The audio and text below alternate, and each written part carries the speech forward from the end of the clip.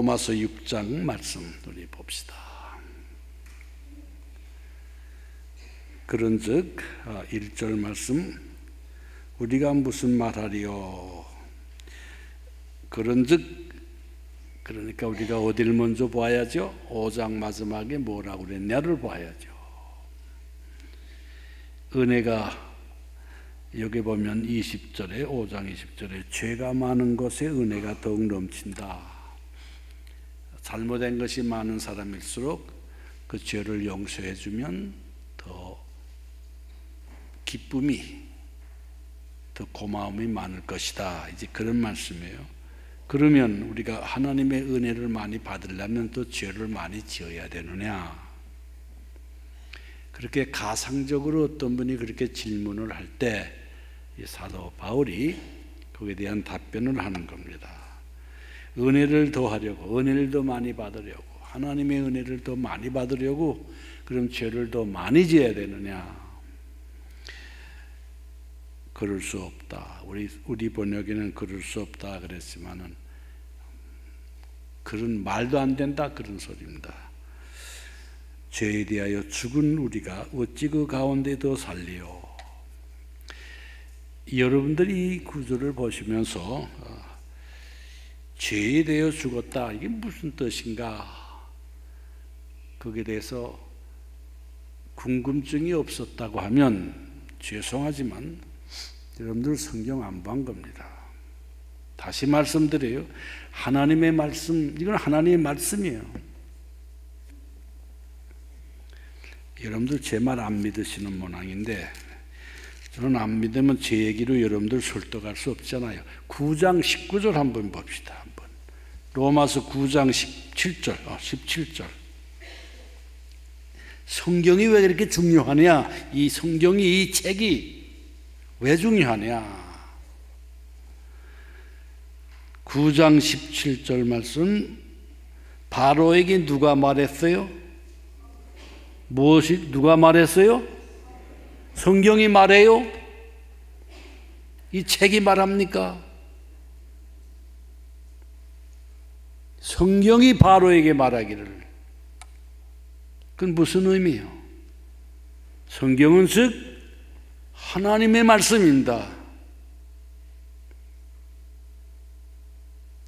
하나님의 말씀이에요, 이건. 그러니까 몇 천년 동안 이 성경을 없애려고 그렇게 사탄이 별 수단을 다 부려도 계속 1년에 32억의 성경이 계속 출판되고 있는 겁니다. 여러분 신기하지 않으세요?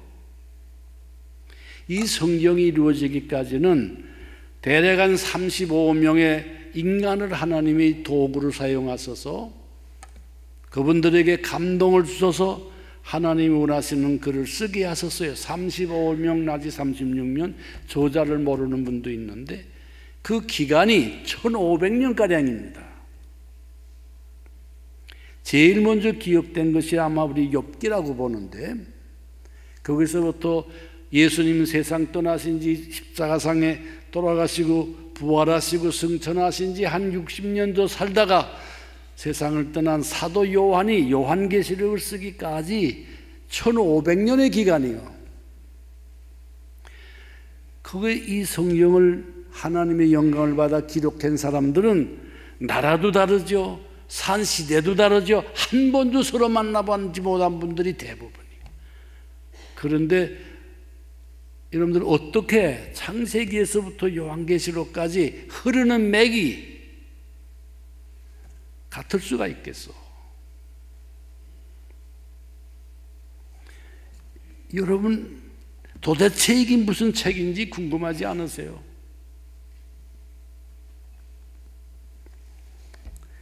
바로가 바로에게 성경이 말씀했다 그랬어요. 하나님의 말씀이요.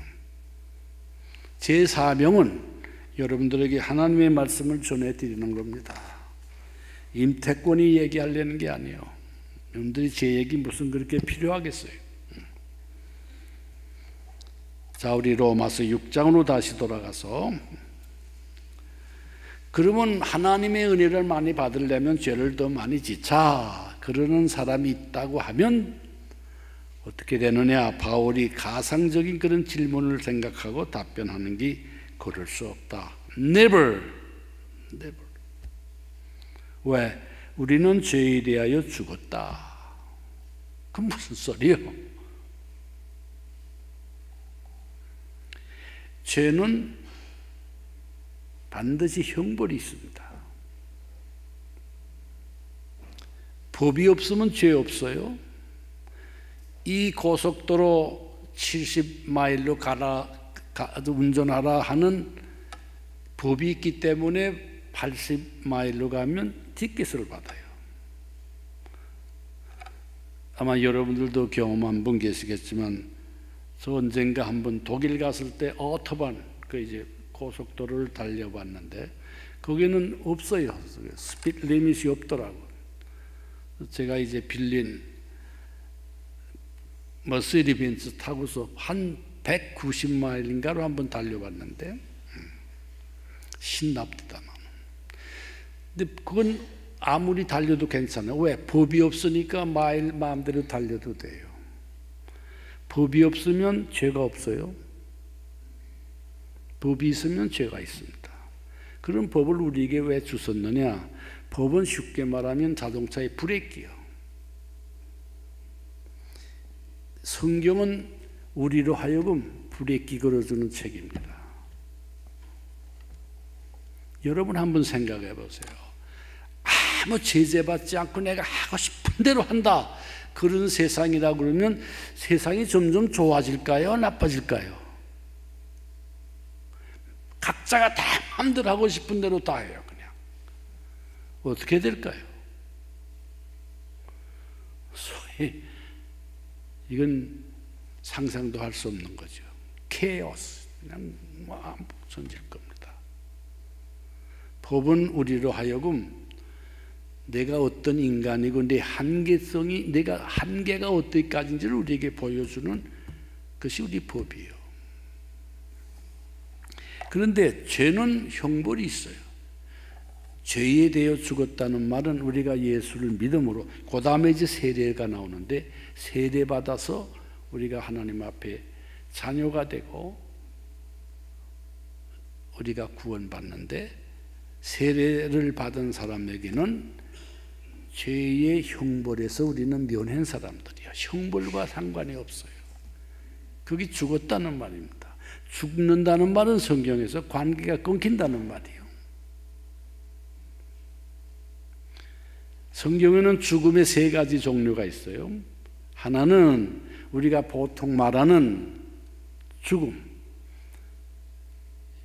우리 육체는 흙에서 왔으니 흙으로 가고 우리의 영혼은 하나님께서 우리에게 주신 생명이기 때문에 하나님께로 가는 것. 보통 우리 말하는 죽음. 두 번째 죽음은 여러분들 기억하시죠? 예수님 많은 따르는 무리 중에 한 청년이 와서 선생님을 제가 쫓겠습니다. 그런데 제 아버지 장례가 생겼는데 우리 아버지 장례를 가서 치르고 와서 선생님 쫓겠습니다. 그랬더니 주님이 뭐라고 그러셨어요? 죽은 자는 죽은 자들로 하여금 장례케 하고 너는 나를 쫓으라. 여러분들 이해가 되세요? 죽은 자는 죽은 자들이 장례하게 하라. 시체가 장례식 해요? 남 추려줘요? 첫 번째 죽은 사람은 그 젊은이의 아버지일 거고, 그 아버지를 장례해 주라 한 그 죽었다는 말은 하나님과 관계가 끊긴 사람을 말합니다. 영적 죽음이라고 그래요. 영적 죽음. 그냥 세상에 태어나서 그대로 그저 그렇게 살다 그렇게 가는 사람. 여러분이나 저나 다 그 죽음에 죽었던 우리를 하나님의 생명이 우리에게 들어와서 우리가 지금 살아난 겁니다. 그러니까 첫 번째 죽음은 육체와 영혼의 분리, 두 번째는 하나님과의 분리. 세 번째로는 예수 재림하시면 그때 이제는 예수님이 오신 재림하신 후로는 우리가 구원받을 수 있는 그런 기회가 없습니다. 지금만이 이 세상 살고 있는 지금만이 여러분과 제 생애 동안에 지옥갈 보면서 우리가 영원한 천국의 그 우리 행복을 누릴 수 있는 그 기회가 지금밖에 없어요. 근데 그 주님이 재림하셨을 때 그때 그걸 우리 요한계시록에 보면 둘째 사망이라 그래요. 그건 영원한 죽음입니다. 다시 돌아올 기회가 없어요. 영원한 분리. 그러니까 첫째는 육신과 혼의 분리, 둘째로는 하나님과 지금 분리되어 있는 거고, 세 번째로는 하나님과의 관계가 영원히 분리되는 것. 그래서 여러분들이 기억해야 될 것은 죽음이라고 하는 것은 절대로 존재가 없어지는 것이 아닙니다. 존재의 형태가 변하는 거지. 그래서 그걸 우리가 분리라고 그랬어요. 죽음이라는 뜻을 분리.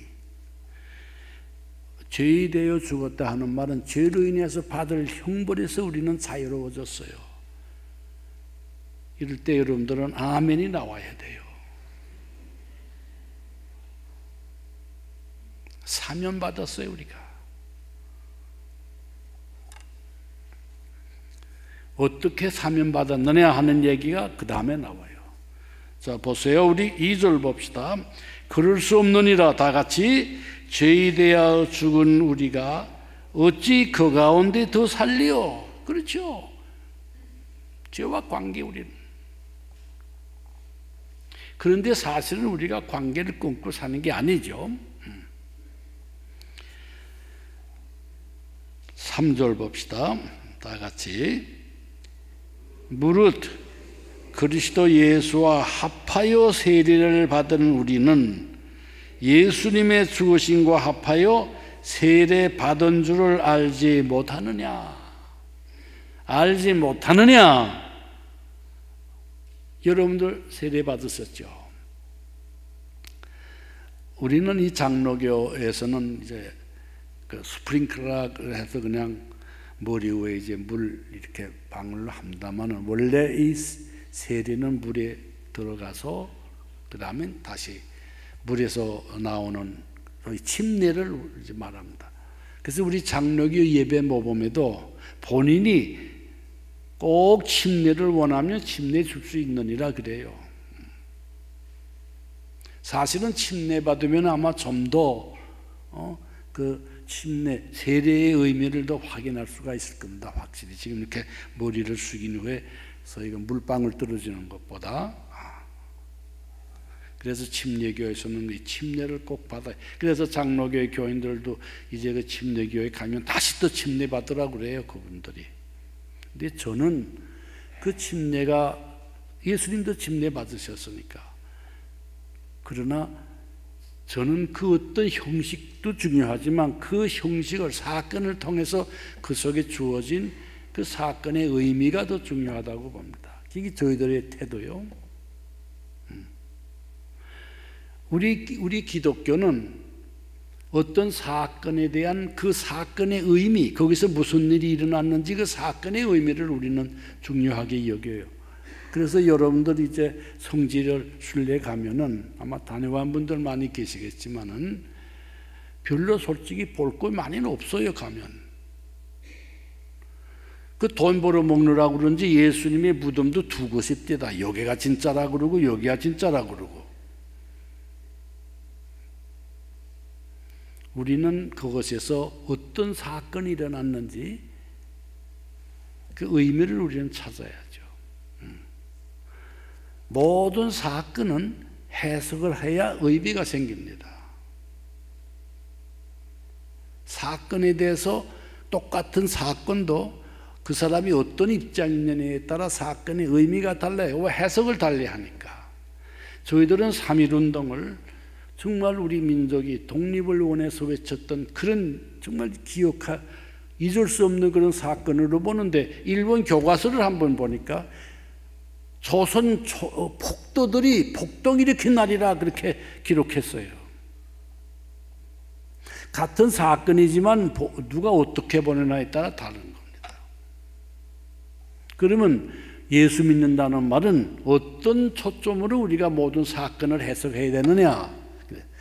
제가 죄송하지만 우리 필라델피아 한인연합교회와 약혼할 때 이게 1980년도 9월 레이버데이예요. 그때 와서 수련회 제가 와서 했는데 그때 총 주제가 삶은 사건의 연속이다. 제가 거기 있지도 않아요. 지금 산다는 건 계속 사건이 연속돼 나가는 겁니다. 그 사건을 어떻게 해석하느냐? 그거는 그 사람이 지금 마음이 어떤 위치, 그 무슨 데 와 있느냐에 다른 겁니다. 여러분들 물병에 반이 찬 그 철학 아시죠? 어떤 분은 병에 물이 반밖에 안 찼는데 아이고 반밖에 안 찼구나 그러는 사람이 있고 어떤 사람은 야 반씩이나 찼구나 어떻게 보내나에 달라요. 어떤 사람은 장미꽃으로 아이고 이거 이렇게 가시가 있노 이 꽃에 가시에다 초점 맞추는 사람이 있고 어떤 사람은 아이고 가시가 있는데 이쁜 꽃이 피었구나. 그건 여러분들이 어떤 입장이냐에 따라서 달라지는 겁니다.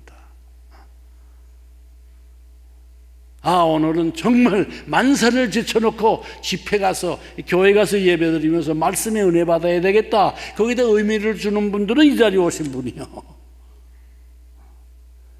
항상 사건의 의미는 어떻게 해석하느냐에 달라요. 마찬가지로 여러분들이 세례를 받으셨는데 세례가 무슨 의미인 줄 알고 아마 받았을 겁니다. 그러나 이 시간에 오늘 이제 주보의 제목이 그리스도와의 연합, 예수님과 하나가 되었다. 그게 오늘 주제인데 그걸 우리가 확실히 여러분들이 깨닫기를 바라요. 알아야 믿음이 튼튼히 서죠. 자, 우리 3절 무릇이라는 말은 분명히 그런 말이겠죠. 예수님과 그리스도 예수와 합하여 세례를 받은 우리는 예수님의 죽으심과 합하여 세례받은 줄을 알지 못하느냐. 여러분 세례가 뭔지 말씀하는 거예요. 여기에 합한다는 말이 나와요. 합한다. 합하여 4절에도 나와요. 5절에 가보면 연합하여 연합한 자가 나와요. 세례는 여기 보니까 예수님과 합해서 우리가 세례를 받았어요. 예수님이 침례 받을 때 물이 쑥 들어가셨어요. 그때 세례받은 여러분들도 예수님과 함께 물속에 들어갔습니다. 물속에 들어가는 건 죽는 걸 의미해요. 물속에서 다시 나왔어요. 부활을 의미합니다. 그런데 우리 한글 성경은 예수와 합하여라고 합한다는 단어를 썼는데 아주 놀라운 사실이 있습니다. 여러분들 영어 성경 그래서 제가 봅시라는 거예요. 영어 성경에 보면 into, I-N-T-O 예수님 안으로 세례받다 그렇게 돼 있어요. 이렇게 표현은 성경 중에 여기밖에 세례받는 데밖에 없어요. I baptize into Jesus. 예수님이 죽으실 때 세례받으실 때 예수님 속에서 내가 같이 세례받은 겁니다. 그리고 예수님이 죽으실 때 예수님과 함께 내가 인트 그분 안에서 내가 죽은 거예요.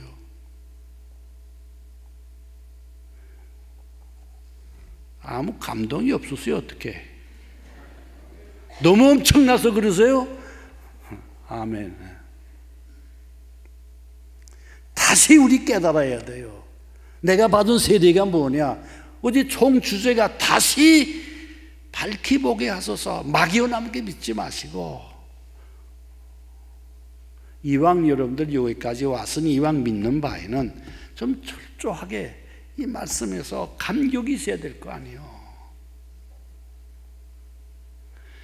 이 세상 사는 데는 신비로운 것들이 있습니다. 세상의 모든 되어지는 현상을 다 내 머리가 납득되는 이 합리적인 그 안에서 모든 것이 다 해결되는 게 아닙니다. 제가 여러 해 전에요, 요새 그 잡지 나오는가 모르겠는데 리더스 다이제스트라고 있었어요. 지금도 나와요? 아마 안 나오는 것 같은데 그걸 내가 보한 기억이 나요. 어느 청년이 실명을 했어요. 교통사고 났을 겁니다, 아마. 그래서 아이뱅크에다가 눈 기증하고 세상을 떠나는 분들 있잖아요. 그에다가 연락을 했어요. 그래서 이제 수술을 받으려고 어떻게 이게 돼가지고 그게 딱 맞는 그 눈을 이제 받아서 기증을 받아서 수술을 했어요. 한쪽 눈이 회복이 됐어요. 이 젊은이가 회복이 되고 난 후에 너무 고마워서 이것을 기증한 분이 누군지 알고 싶어요. 그래서 연락했어요. 그때 기억에는 그렇게 특별한 경우 아니면 그걸 대주지 않는답니다. 누가 기증했는지. 여러분, 저도요, 제 이 드라이브 라이센스에 보면은 organ donor라고 써 있어요. 여러분들 그런 분 많이 있죠. 그래서 제가 이제 어떻게 돼서 죽든지 그러면 제 장기는 마음대로 가서 실험 이 노인네 거 시료를 쓸는지 모르지만은 이 눈알을 기증한 사람을 수소문하고 특별히 허락을 받아서 누가 받았는지를 알았어요. 그래서 주소를 알고 그 집을 찾아갔어요. 그 부모님들이 그 집 자녀가 이제 세상 떠나면서 기증한 건데 그 부모님들이 맞이했어요. 그래서 이제 문을 두드리고 하니까 안에서 문을 열었어요. 부모님이 밖에서 기다리는 이 청년을 보는 순간 놀랐어요. 그리고 들어오라고 그랬어요. 그래서 이런 얘기 좀 저런 얘기 하다가 그 어머니가 자기 딸의 눈을 이제 기증했는데 우리 딸아이 쓰던 방을 내가 그대로 보존하고 있는데 한번 들어가 보겠냐 하고 물어봤어요. 이 청년을 보고. 그러겠다고. 대개 미국 분은 그렇게 하는 집 있잖아요. 그냥 그 자녀 쓰던 방 그대로 보존한. 그 방을 가서 이 젊은이 보고 문을 열고 들어가라고 그랬어요. 이 젊은이가 문을 여는 순간에 놀랐어요. 궁금하시죠? 네. 저 연속극도 한참 재미있을 때 끝나더라고. 끝나고 말아요? 찬송 한 장 부르고 마저 합시다. 우리 다 같이 제가 좋아하는 찬송 몇 장이지? 이 세상에 근심된 일이 많고 저희 찬송 부르면 좋아해요. 네? 487장? 86장? 그 486이구나. 내가 좋아 안 하는데. 여기 띄울 수 있나? 빨리 불러야 돼, 빨리.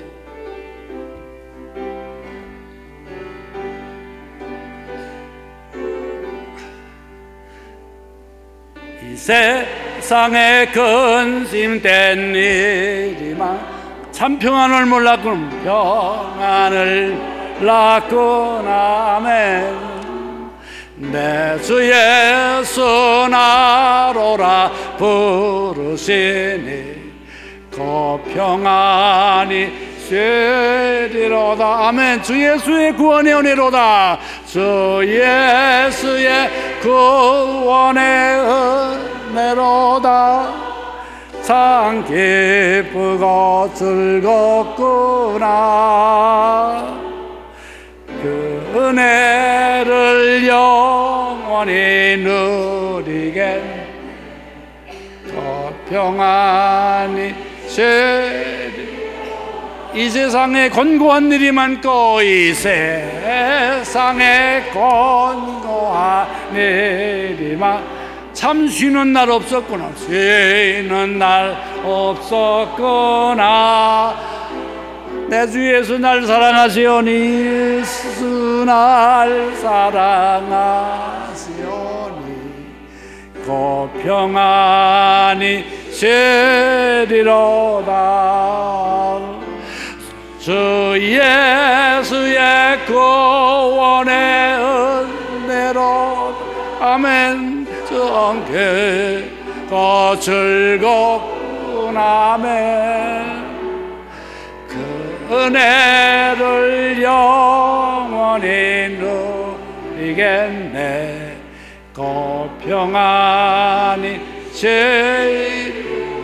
이 세상에 죄악된 일이 많고 이 세상에 죄악된 일 참 죽을 일 쌓였구나. 죽을 일 쌓여 내 주 예수 날 건져주시오니 내 주 예수 날 건져주시오니 곧 평안히 쉬리로다. 아멘. 주 예수의 구원의 은혜로다. 참 기쁘고 즐겁구나. 그 은혜를 영원히 누리겠네. 곧 평안히 쉬리로다.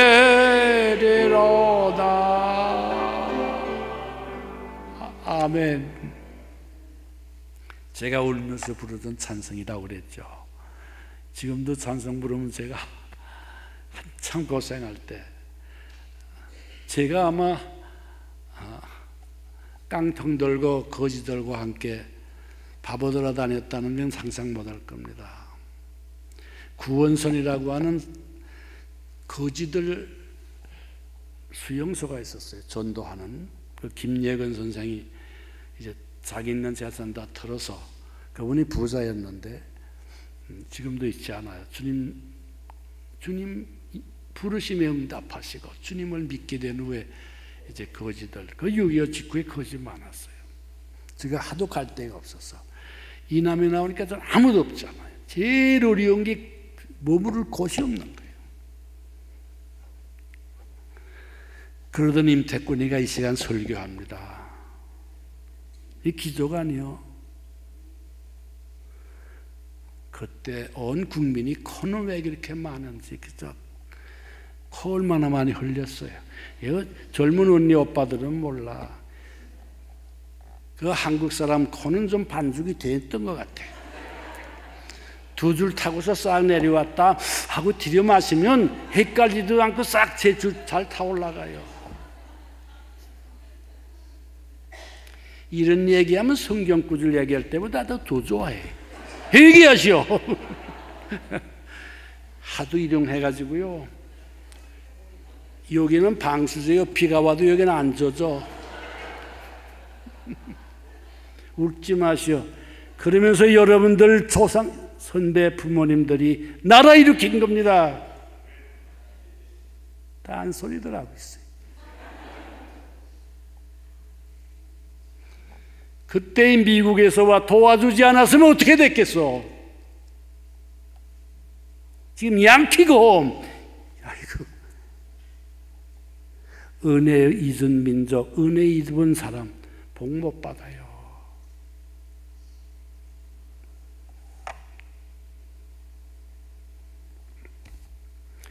그래서 이 젊은이가 문을 열고 들어갔어요. 이제부터는 심각해야 돼. 놀랬어요. 왜 놀랬는가 하니 바람벽에 사진이 둘 걸려 있는데 그 자기 딸 사진하고 그 옆에 사진 프레임에다 넣었는데 사진은 아닌데 그 딸이 평소에 이 데상이라는 거 있죠. 이렇게 그림을 좋아해요. 그런데 자기가 이상형 남자를 그렸는데 이 사람하고 똑같아. 그때 그 리더스 다이스 쪽에 사진이 났더라고, 둘. 난 조금도 잊질 않아요. 서로 아직도 모르는 사람이요. 이 세상은 뭐를 해석할 수 없는 게 많아요.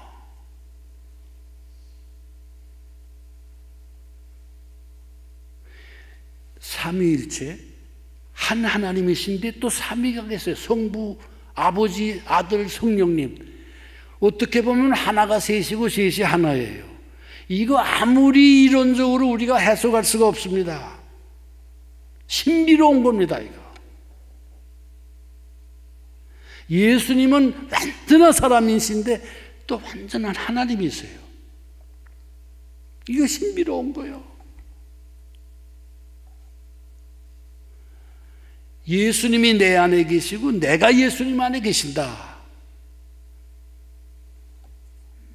이거 신비로운 겁니다. 내가 멋대로 하는 것 같은데 가만히 보면 나로 하여금 그렇게 하시는 성령님이 내 마음에 소원 주시고 내 마음에 그렇게 하고 싶은 마음 주시고 내가 했는데 성경에는 하나님이 하셨다고 기록하기도 하고 내가 했다고도 기록해요. 이거 신비로운 거예요. 여기 보세요. 세례는 예수님 안에서 I baptize in Jesus. 예수님 안에서 내가 세례받아. 예수님이 침례 물속에 들어갈 때 그건 이제 죽음으로 의미하는데 그때 그 속에 내가 함께 들어간 거예요. 제 얘기가 아닙니다. 여러분, 우리 여기 십장로교가 있어요. 그 진보이스 그분 목사님 세상 뜨셨죠. 30세에 부임해서 꼭 30년 목회하시다가 60세인가 세상 떴는데 우리 같은 BC입니다. 그 교회하고 이 미국 이 동부에서 유명한 장로교회예요. 크고 십장로교. 그 교회하고 우리 연합교회하고 같이 옛날에 지금은 BCUSA인데 특별히 동성연애를 더 활발하게 발전시키는 건 아니지만은 그거 다 이제 허락하는 그런 교단인데 그런 교리 문제 때문에 저희 교회하고 십장로교가 그때 그 교단에서 함께 나온 교회예요. 그 짐 보이스 목사님 전에 스톤하우스라고 하는 유명한 학자분이 계셨어요. 목사님이세요. 그분은 아마 12년간인가를 계속 로마서만 가지고 설교했습니다. 그보다 더 로마서를 가지고 19년 설교하신 분이 있어요. 로이 존스라고 런던에 유명한 교회인데 그때 옛날이죠. 이 동부에서는 영국이 가깝잖아요. 돈 있는 분들 주말 되면 비행기 타고 그 목사님 설교 들으러 갔다고 그래요. 이 말씀에 미쳐야 사는 맛이 나. 그래야 SND요. 근데 그분들이 로마서를 그렇게 중요하게 여기는 거는 뭐 성경 쪽에 뭐 더 귀한 거 있고 덜 귀한 거 있겠습니까만은 저희들이 믿는 신앙의 그 뼈, 그 체계를 가장 정확하게 잘 한 거이 이 로마서예요. 구약에는 이사야서고. 예수님의 십자가상에 죽으신 것은 다시 말하면 예수님이 물속에 세례받기 위해서 물속에 들어갈 때 그게 누가 들어갔어요? 제가 들어가고 여러분들이 같이 세례받으신 거예요. 기도하세요. 믿게 해달라고. 그래서 예수님이 여러분 안에 계세요. 또 내가 예수님 안에 있어요. 그거를 예수님과의 연합이라고 그래요. 그래서 예수님을 믿는 우리들도 그런 고백을 해야 돼요. 우리 골로새서 한번 1장 봐요.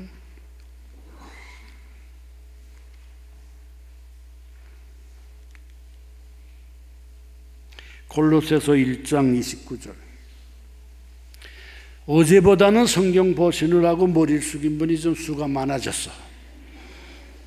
진전이 있어요. 소망이 있어요. 그리고 얼굴이 좀 밝아졌어요. 활짝 웃자고 그 표만 써놓으면 뭐래 웃어야지. 아멘. 정말 미친 듯이 미쳐서 살자고. 뭘 그렇게 심각해요?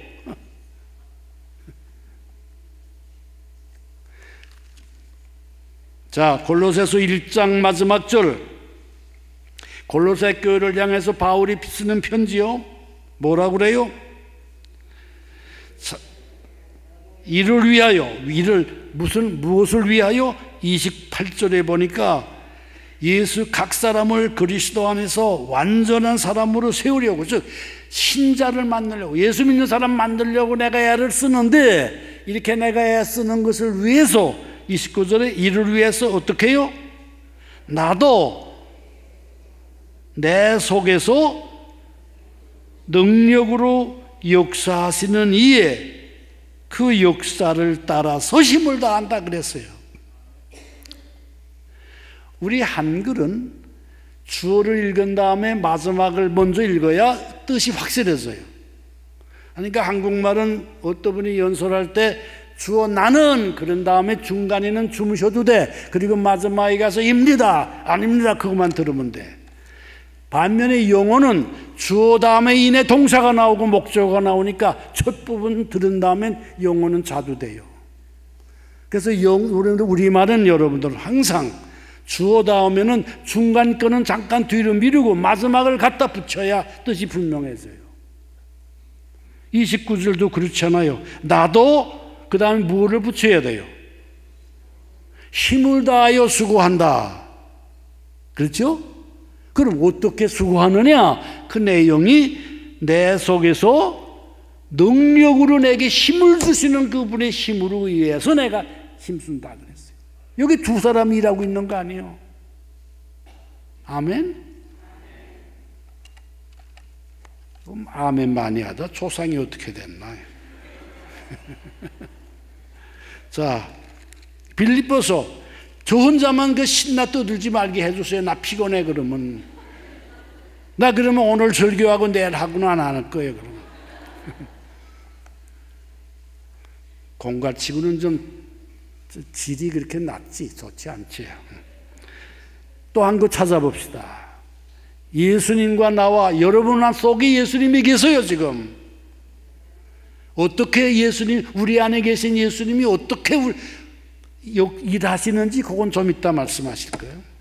자, 빌립보서 2장 12절 13절.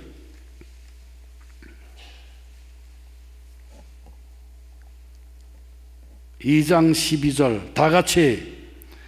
그러므로 나의 사랑하는 자들아, 너희가 나 있을 때뿐만 아니라 더욱 지금 나 없을 때에도 항상 복종하여 두렵고 떨림으로 너희 구원을 이루라. 그건 너무 앞서가지 마시고, 이 구절에 의하면 특별히 인간이 뭘 할 수 있다고 하는 인간의 자유의지, 소위 자유주의 신학에서는 이 구절을 엄청 좋아해요. 왜? 너희가 두렵고 떨림으로 구원을 이루라. 그러니까 구원을 내가 이루는 거예요. 내가 노력해서 구원받는 거예요. 감리교에서 이거 많이 주장해요. 내가 한다고 말해요. 내가 해야 된다.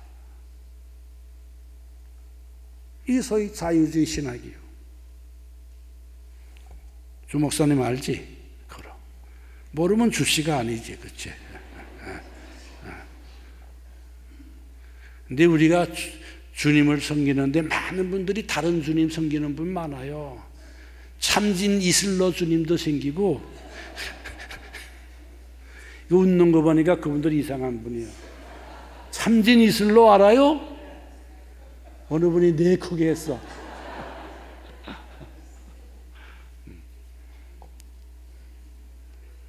그런데 우리 성경은 너의 구원을 이루라, 그리고 문장이 딱 끝났어요. 그래서 제가 영어 성경하고 보라는 거예요. 영어 성경 가지신 분 13절 그 다음 절 처음에 뭐에 나와 있어요? 네? For. 왜 그렇게 우리가 두렵고 떨림으로 구원을 이루어야 되느냐? 그 이유는 Why? For. 왜? 그 이유는 전치사가 우리 접속사가 우리 성경에는 없어. 왜 내가 힘써 교회 나와야 되느냐? 나올 수 있느냐? 찬양 열심히 할 수 있느냐? 내가 하는지요. 그런데 그 이유는 13절 읽읍시다. 뭐예요? 너희 안에서 행하시는 이는 하나님이시니 하나님의 기쁘신 뜻을 위하여 우리로 하여금 소원을 두고 행하게 하신다. 아멘? 내가 열심히 하는데 열심히 하고 싶은 그 소원을 하나님이 주시는 거예요. 내 마음에. 그래서 우리 예수 믿는 사람은 내가 뭘 하고도 하나님이 하셨다 그러고, 안 믿는 사람은 내가 했다. 똑같은 사건인데, 안 믿는 사람은 우리 애가 공부 열심히 하더니 좋은 학교 갔다. 그건 맞죠. 그러나 우리는 하나님이 우리 아들 좋은 학교 보내셨습니다. 왜? 아무리 부모가 다 공부할 수 있도록 몽석 깔아놓고 준비해 주어도 공부하고 싶은 마음이 본인에게 안 들어가면 공부 못해. 안 해. 그 마음을 누가 주시는 거예요? 또 난 그 생각해봐요. 또 점수 잘 맞는다는 말은 솔직히 공부 많이 한 분야에서 문제가 나왔다는 얘기도 되거든요. 그렇잖아요. 그리고 시험 치러 가는 날 교통사고가 뭐 나든지 뭐 그래서 제 시간에 참석 못했으면 어떻게 될 거예요? 모든 조건을 보면은 하나님이 하신 거란 말이에요. 그렇게 우리가 믿으니까 편하고, 또 안 돼도 더 좋은 거 주시려는 뜻이 계시구나. 그래서 릴렉스해서 NGO 해야지 밤낮 그 대통령 친구가 준 편지라고 그러면서 아주 새끼 밥도 못 먹고 다니면서 빌빌하고 살 거예요. Let's enjoy. 근데 다시 말해요. 임태권이 같은 사람도 지금 이 시간에서 하나님의 은혜 감사하고 있다고. 제 집사람이 20년간을 꼭 처음에는 대소변 받아내고 마지막에는 아이고 한국 8년 후에 제가 데리고 나갔는데 저 고생 많이 한 사람이요. 뭐 저라고 뭐 무슨 뭐야 하나님한테 대들지 않았겠어? 제가 한때는 그런 생각도 했어요. 그래서 하나님 이건 너무하십니다. 아니 그 많은 사람 중에 어떻게 돼서 둘이 남녀가 만났는데 그거 한 20년 살았으면 그때 가서 다시 한번 찬스를 주어서 다시 또 계속 살 거냐 말 거냐, 그런 법을 주셔야지. 이거 한 남자 여자가 일생 동안, 그건 너무합니다. 웃지 마시오. 여러분들 그런 생각했을 때 있을 거예요. 그런데 놀라운 거는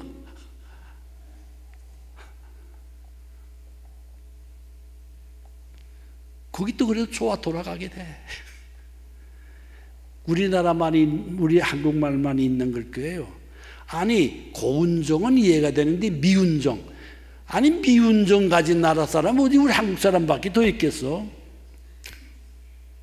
나 누구라고 얘기 안 하지만 지금 우리 교회 없고 아마 필라델피아 떠났을 겁니다.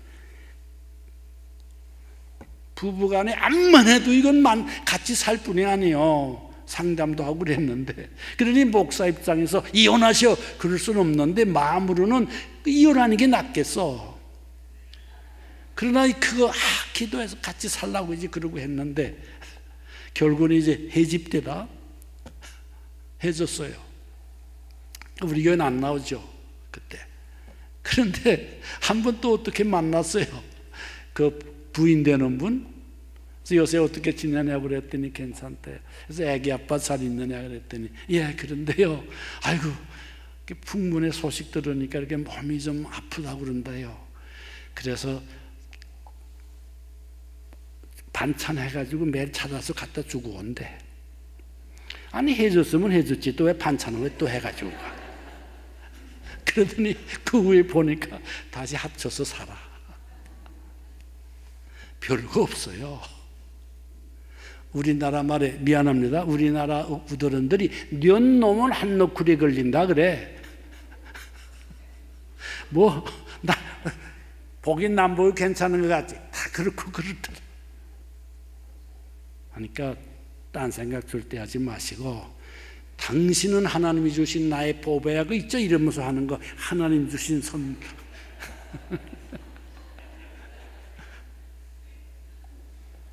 남자들이 저희 회개해야 돼. 여자도 회개하고.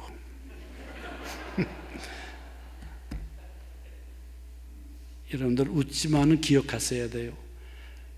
예수님이 내 안에 계시고 내가 예수님 안에 계세요. 그걸 어떻게 아느냐 봅시다. 성경은 막연한 얘기가 아닙니다. 실생활 속에서 우리가 어떻게 사는지 해주는 말씀이요. 여러분 세례 받으셨죠? 세례는 어떻게 된 거예요? 예수님이 세례 받으실 때, 침례 받으실 때, 물에 들어갈 때 내가 예수님 안에서 같이 들어갔어요. 믿으시길 바라요. 그 다음에 물속에서 올라왔어요. 부활하셨어요. 그 부활할 때 저도 같이 부활했어요. 그래서 성경에 보면은 그리스도와 함께 이제는 부활했으니 하늘의 것을 바라보라 그랬어요. 위의 것을 바라보라 그랬어요. 제발 땅만 보지 말고 봐야지. 그러면 세례가 뭐냐? 베드로전서 봅시다. 베드로전서. 이런 구절들 성경 어디에 공백 있는 데다가 적어 놓으세요. 다른 노트에다 적으면 그 노트 어디에 준지 얼마 후에 잊어버려요. 어떤 사람이 사무실에 나갔는데 집에서 뭐 가져갈 걸 있는데 사무실에 와보고 나면 못 가져와서 잊어버리고 몇 번을 그렇게 하다가 이거 잊으면 안 되겠다 그래서 그날은 자기 전에 내일 아침에 뭐 가져가야 될 그것을 쪽지를 써서 자기 신발 안에다 넣었어요. 그러면 그 신발 신을 땐 거 볼 거 아니에요. 다음날 아침에 일어나서 출근하려고 이제 신을 신는데 쪽지가 그 안에 있으니까 그걸 꺼내면서 이거는 놈이 여기다 넣었어. 그건 다 된 거지.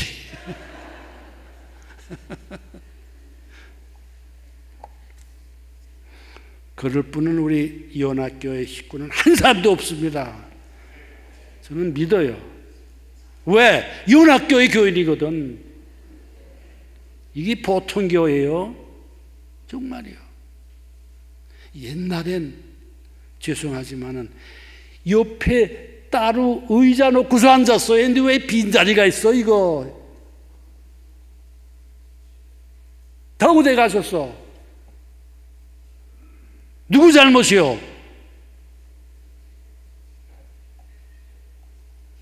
꼭 목사님만의 잘못은 아니잖아요. 물론 책임은 있지. 우리 회개해야 돼요. 아멘. 저는 수가 많아야만 된다는 얘기 아닙니다. 그러나 우리 식구를 딴 데 가는 거는 우리가 가능한 안 해야지요.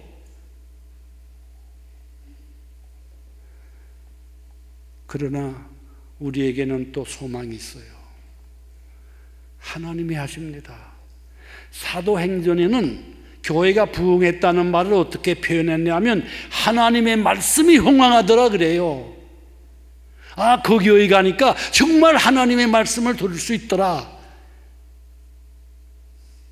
그리고 사도행전 2장 47절에 보면 교회가 부흥됐다는 말을 하나님이 수를 더하게 하시더라 그래요. 지금 한국에는 제일 큰 교회가 있어요. 150만 모이는 교회 있어요.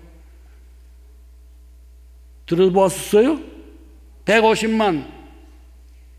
가나안 교회예요.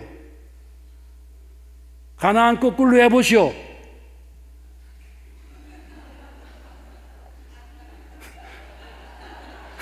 왜 이렇게 형광도 같이 늦게 와요?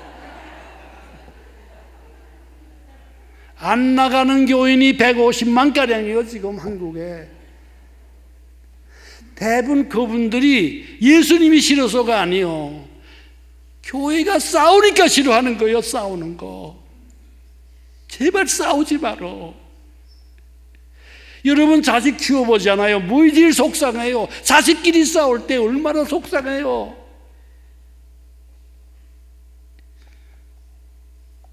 Please. 여기 호성기 목사님 교회 있어요. 안디옥 교회. 그 교회 제가 필라델피아 몇 년 전에 왔을 때, 마침 왔을 때 제가 좋았다고, 또 우리 여기 교역자, 우리 동역자들이 모여서 우리 하루 모여서 이제 저보고 좀 강의도 하고 뭐 그 한국 얘기도 좀 하고 그래서 모였어요. 근데 그 주일 오후에 여기 목사님들이 은퇴한 목사님들 저녁을 대접한대요. 안디옥 교회에서. 저 갔어요. 그래서 여기 옛날 참 우리 같은 동력자들 다 만나서 저녁 자료도 먹고, 그 다음에 간단히 이제 예배를 보려고 호성기 목사님이 올라갔었어요. 단회에 가서 이제 당신이 사회도 하시고 말씀을 간단히 이제 디보션을 하는데, 그 허 목사님이 그래요.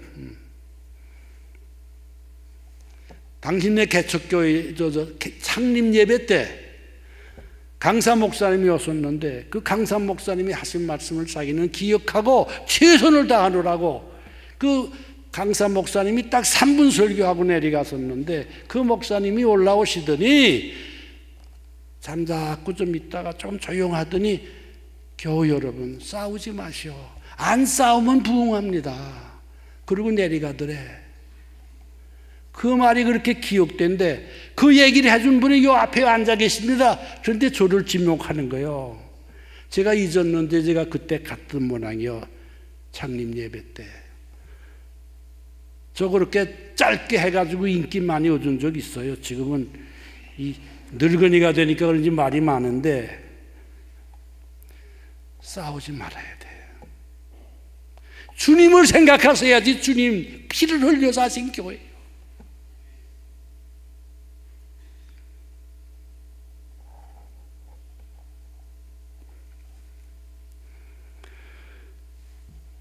여기 우리 베드로전서 3장 21절. 여러분 다 세례 받으셨죠?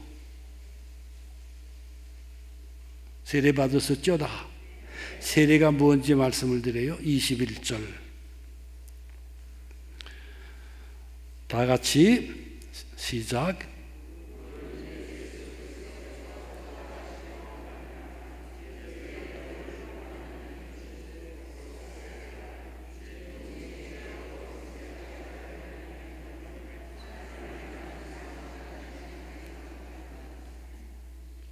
물은 그 전에 읽어보면 노아 홍수 때를 얘기합니다.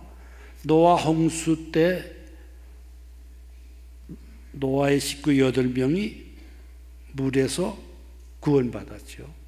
그러니까 물은 세례를 여기에 표라고 그래요. 하나의 심볼이에요. 상징입니다. 우리가 세례받을 때 물은 구원받았다고 하는 상징이에요. 노아 홍수가 물에서 구원받은 것처럼 우리가 세례받음으로 인해서 구원받는 거예요. 아멘.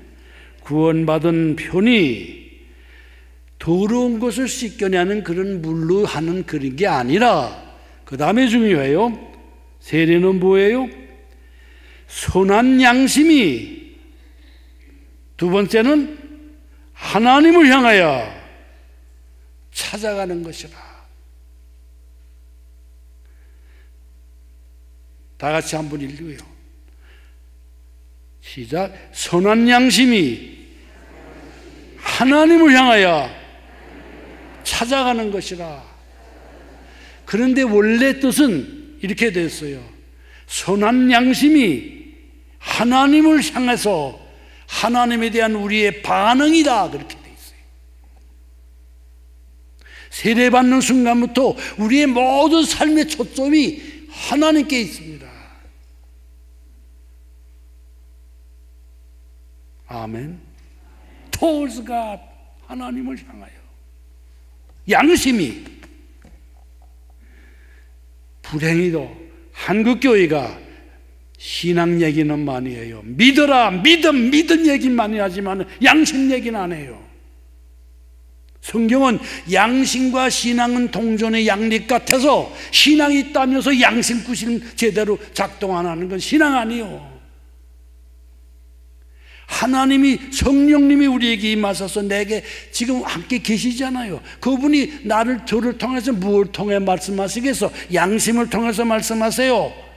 성경 좀 보라, 너 잘못했다, 너 옳다, 칭찬도 하시고. 양심을 통해서 성령님이 내게 하시는 그 음성을 먼저 성경 말씀을 통해서 우리에게 알려주시고, 또 양심을 통해서 양심과 믿음을 우리 한국교회는 미안하지만 따로 했어요. 서양교회가 이것을 하나로 보기 때문에 그래도 이 서양교회는 몇백 년 동안 뿌리가 내려 있는 겁니다. 한국교회는 양심과 신앙은 별로 관계없는 걸로 봐요. 양심은 첫째로 잠언에 보면 하나님이 주신 등불이라고 그랬어요. 여러분과 제가 가진 양심은 제 거 아니고 여러분 거 아닙니다. 좀 더 쉽게 말하면 하나님께서 임태권이 좀 가서 감시하라 하고 보낸 경찰이요. 양심은 중립입니다. 내가 잘하면 잘했다고 칭찬보다는 못하면 책망하는 그 기능이 양심입니다.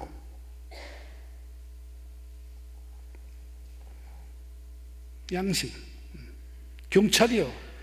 그런데 우리는 그만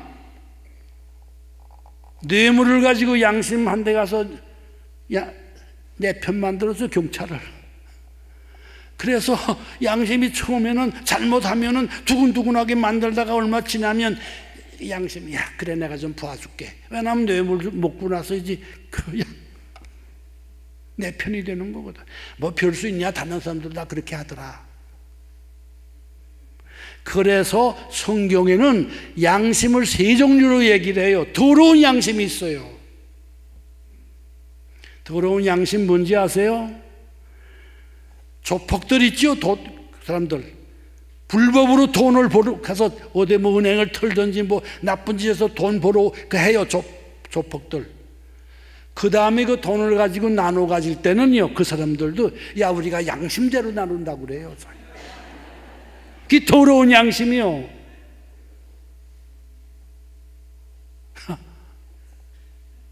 목적만 좋으면 괜찮다 생각하고 수단 방법은 가리지 않는 것. 우리 예수 믿는 사람 거 조심해야 돼요.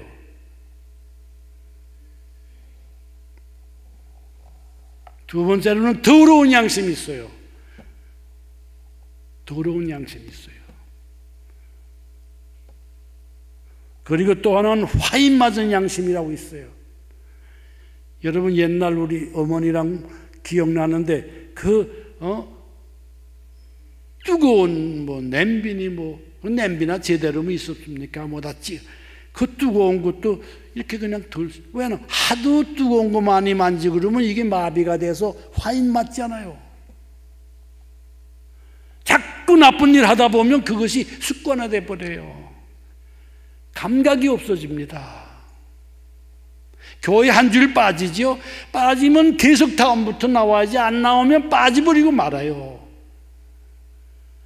교회 나오세요.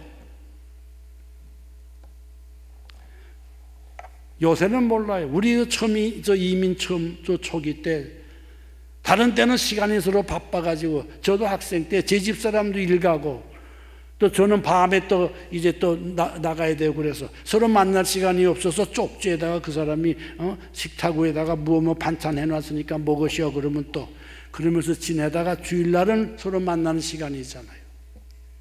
대개 부부싸움 언제 했나 하면은 교회 차 타고 오면서 했어요.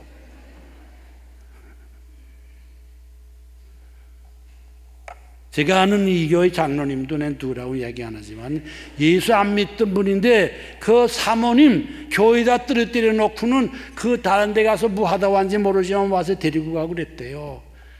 그다음에 하나님 앞에 돌아와서 훌륭한 장로님 되시지. 그러니까 싸워도 좋으니까 교회 오라고요. 그리고 교회 와서 묵상기도 하세요. 교회 와서 뭐 졸기하겠어. 근데 조는 것과 묵상기도가 구별이 못 돼서 그렇지. 교회는 와야 돼요. 형식은 갖춰야 돼요. 왜 그런지 아세요? 은혜 못 받아도 좋아요. 하품 나오든 하품하세요. 묵상기도 할 때 그러나 자세는 앞뒤로 하는 사람도 있고 옆 이르는 사람도 있고 그러나 못 믿는 우리가 교회 와서 조는 사람이야 있겠어. 묵상기도가 그렇게 보이겠지. 뭐 여러분 콩 심죠? 싹시 나죠? 대가 생기죠? 잎이 돋죠? 콩꽃이 피죠? 여러분 콩꽃 보셨어요? 이거 시골 안 살아서 몰라. 노랬습니다. 그 다음에 다른 곡식들은 꽃에서 이래 열매가 열립니다. 근데 콩은 꽃에서 제일 먼저 무엇이 생겨요? 콩알이 생겨요? 무엇이 생겨요? 콩깍지가 생기지. 깍지라고 하는 형식이 먼저 생긴 다음에 그 안에 콩알이 배겨요. 처음에 와서 큰 은혜 받지 못하고 그래도 지루하더라도 그냥 나오세요. 그렇게 해서 자꾸 깍지가 생기다 보면 그 안에 알맹이가 들어가요. 아멘. 그래서 우리 삶에 있어서 중요한 게 컨시스텐시, 꾸준한 거. 그건 우리 신앙생활만이 아닙니다. 무슨 일이든지 꾸준해야 되잖아요. 저 닮지 마세요. 저는 변덕이 죽을 터다는 사람이요. 혼인하고 나서 제 집사람이 밤낮 두 가지 뭐를 가지고 저한테 그랬어요. 저는 잘나고 태어난 사람 같아서 어떻게 잠을 잘 자는지 게을르라고 제가 많이 욕먹었어요. 그리고 제가 성질이 제가 아주 별나가지고 변덕이 심했어요. 지금도 조금 남아있지만은 우리 애들도 지금 만나면 그래요. 아이고 아빠 그때 그 변덕 부리는 거 그 애들은 변덕을 뭐라고 표현하냐 그랬더니 change your mind 해서 도무지 정신을 못 차리겠더래. 그래서 지금 잘 만나면 또 걔네들 이제 소식 아니까 내려올지도 모르는데 내 또 잘못했다고 또 빌어야지. 교회 나오세요. 기도에 나오세요. 아멘. 그래야 깍지가 안에 콩알이 생겨 생명의 열매가 맺어져요. 다시 한번 세례는 선한 양심이 제 기능을 못합니다. 왜냐하면 아담 DNA가 우리에 있기 때문에 양심이 더러운 양심으로 변하기도 하고 화인 맞은 양심도 돼요. 그래서 신앙이 자란다는 말은 양심이 재구실을 해나가는 겁니다. 양심대로 살아서 구원받는 거 아니에요. 그냥 믿음으로. 그래서 바울이 양심과 신앙이 파산되었다 그런 얘기래요. 이 둘은 하나입니다. 그 양심이 우리는 찾아가는 것이라 그렇게 표현됐지만은 우리 NIV에 보면은 리스판스 한다고 돼 있어요. 반응하는 겁니다. 하나님 저 여기 있습니다. 여기 있습니다. 힘듭니다. 아버지. 반응하는 겁니다. 아이고 9시입니다. 우리 또 이쯤 하고 말아야 되지 않나? 오늘 로마서 6장으로 돌아가서 다시 좀 보고 그리스도와 연합하여 합했어요. 이 관계를 부부간의 관계로 얘기를 해요. 성경에는 부부간의 관계. 둘이가 아니요 한 몸이다 그래요. 예수님 안에 계시고 우리가 예수님 안에 계세요.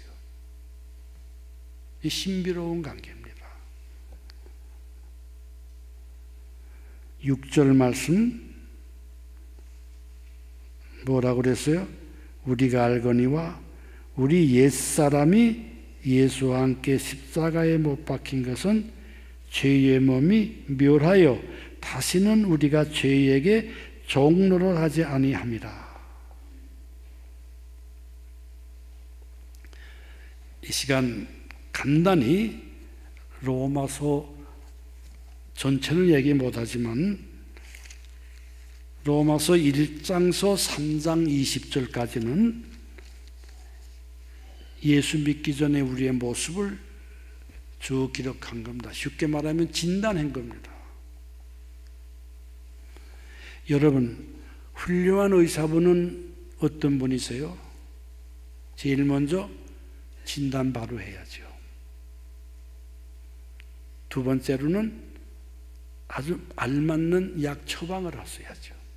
근데 저는 옛날 목회할 때 앉아 계신 교우들을 진단하는 일보다는 처방을 해가지고, 저만이 아니고 많은 목사님이 그렇게 하죠. 이거 하라 저거 하라, 이 약 먹으시오 저 약 먹으시오. 자꾸 뭐 하라는 얘기만 했어요. 처방해 준 것만 먹으라고 그랬어요.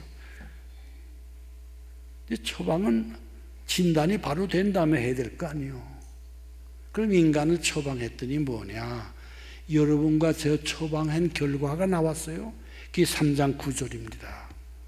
여러분 이 시간에 한 5분 동안에 로마서 거의 전반부는 끝나는 거예요. 여러 가지 얘기가 있지만 로마서 3장 9절, 우리 인간을 예수 믿기 전에 우리를 처방했는데 뭐 나왔어요? 병명이 3장 9절에 한마디로 뭐요? 죄 아래 있다. Yes, under sin, under sin. 여러분과 저는 예수 믿기 전에 죄 아래 있었어요. 아래라는 말은 지배받는다는 말이에요. 죄의 종이란 말이에요. 그래서 이자고 6장에 보니까 다시는 죄의 종노를 하지 아니하고,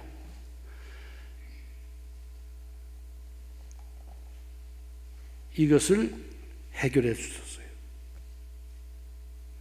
예수 믿고 난 뒤에는 약을 먹어놨더니, 믿었더니, 예수님을 믿었더니 우리가 어떻게 됐어요? 지금 7장 17절 제헌절 날 보면 알아요. 제헌절. 여러분들 제헌절 모르나? 며칠이요? 그럼 7월 17일 봐야지. 7월 7장 17절. 예수 믿고 난 오늘날 우리들은 어떻게 돼 있어요? 예? 어떻게 돼 있어요? 7장 17절 어떻게 돼 있어요? 예수 믿고 난 후에. 이 7장은 예수 믿고 구원받은 후인데 어떻게 돼 있어요? 죄가 내 안에, 여러분 안에 있어요.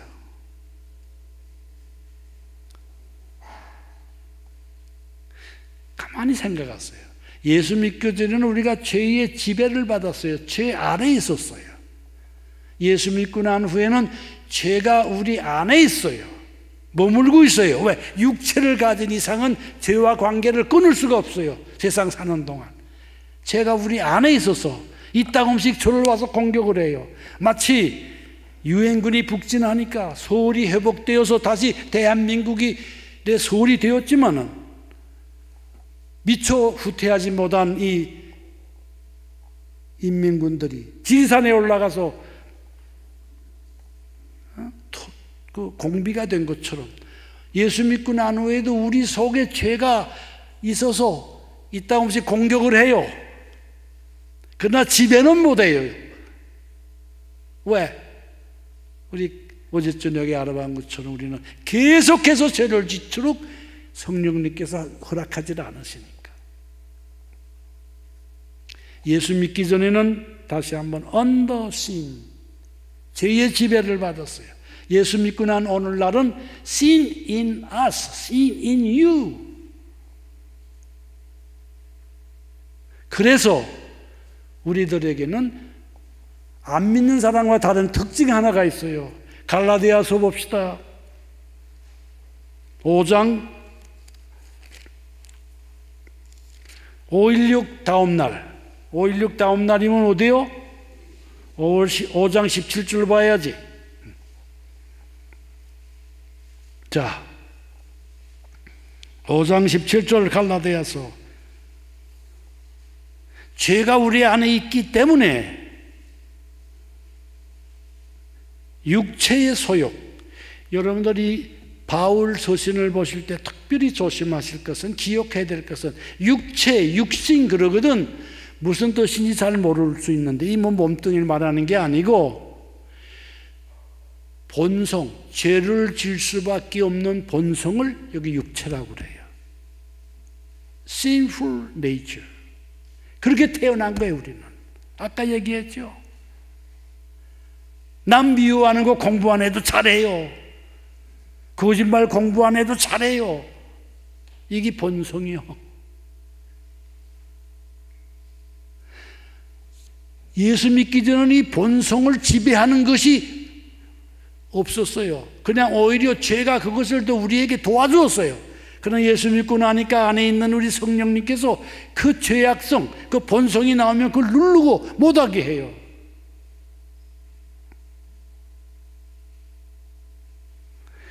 그래서 여기 17절 육체의 소욕은 성령님을 거스리고, 성령님, 즉 우리 안에 계신 성령님의 좋고 아름다운 참 그분의 소원은 육체와 더불어, 그 다음에 그랬어요. 중요한 낱말. 내가 가지고 있는 본성과 아직도 살아있는 본성하고 내 속에 있는 성령님하고 어떻게 돼요? 서로 대적한다고 그랬어요. 대적. 우리 성경은 대적이라고 그랬지만은 원래는 conflict, 갈등이 생겨요. 텐션이 생겨요. 예수 믿고 난 후에 남이 그냥 아무튼 하는 게 아니라 또 옛날같이 돌아가고 싶어서 또 하려고 그러면 한쪽인 양심을 통해서 그러면 안 된다. 그래서 이 둘이 싸워요. 안 믿는 사람에게는 없는 현상이에요.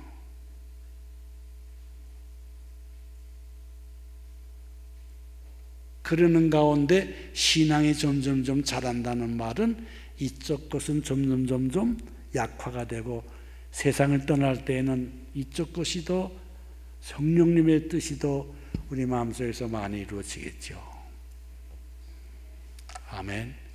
그러니까 여러분들 이 우리의 현실, 신앙생활의 현실을 그렇게 막연하게 믿는 게 아니에요. 갈등이 생겨요. 컨플릭이 있어요. 해야 되겠는데 이 한쪽에서는 하고 싶지 않아. 11조 좀 해야 되겠는데 감사. 한쪽에서는 야 그거 하면 어떻게 되냐, 계산해 보니까 그거 하면 안 되겠어. 둘이 싸워요. 싸우는 채 그냥 두세요. 성령님께서 해결해서 주세요. 이 갈등 없는 사람은 신앙생활하는 사람이 아니죠, 사실은. 예수 믿는 재미가 뭐냐? 이 갈등 속에서 하나하나씩 이겨나가는 재미가 That's best. 아멘. 내일 아침 8시 봅시다. 나 다 기억해요. 나 그 이름 다 압니다. 여러분들의 자식 이름도 almost 다 알아요. 괜히 안 오시면 안 돼. 기도합시다.